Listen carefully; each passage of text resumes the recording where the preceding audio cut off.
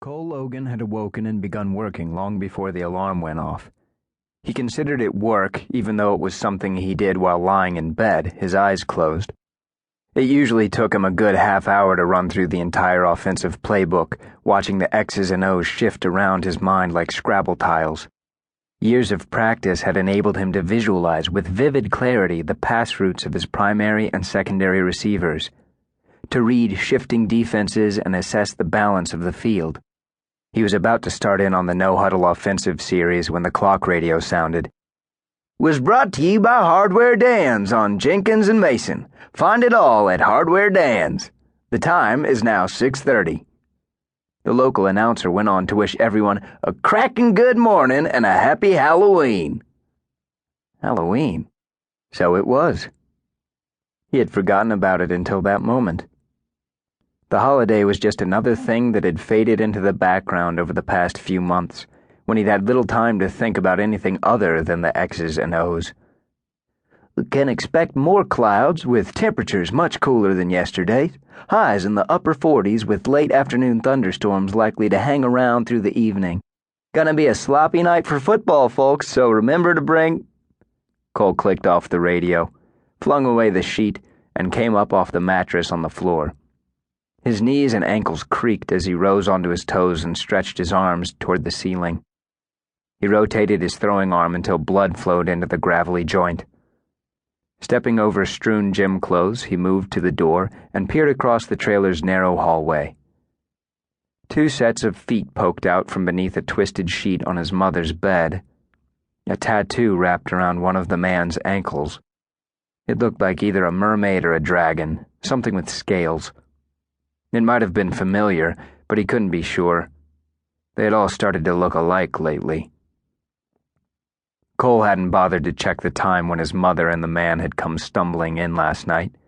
He'd heard the front door swing open, some laughter, beers being cracked open. Then came 2 or 3 minutes of creaking springs before finally snoring. He shut the door, slipped Guns N' Roses into the CD player, and put on his headphones. He did 50 quick push-ups as Paradise City rang through his head. Then he lit a Marlboro and smoked slowly as Axl Rose wailed through Sweet Child of Mine.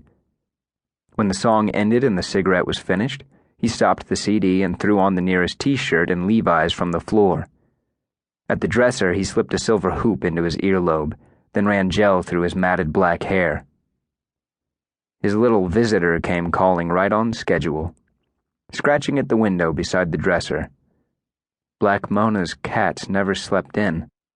The old woman in the next trailer over had to have 3 dozen of them now. They seemed to breed like a virus. There were times Cole wanted to shoot the damn things, especially when they appeared early on weekends. He'd have done it, too. Shot them dead without remorse. If the cats belonged to anyone but Black Mona. If even half the rumors he'd heard about the old woman were true, he wasn't prepared to take any chances. In fact, to stay in her good graces, he had even made a habit of feeding her cats a little something when they came around. He slid the window open a few inches. A gray tabby stood on the cooling unit below the sill. It cocked its head and gazed at him through sleepy eyes. He noticed the eyes were mismatched. One was coal black, the other crystalline blue. A plaid collar hung from its neck with a tarnished copper name tag that read, Koodles. That was just one of the things he hated about cats. They always had stupid names. Koodles blinked, stretched, yawned, and purred expectantly. Cole took mercy.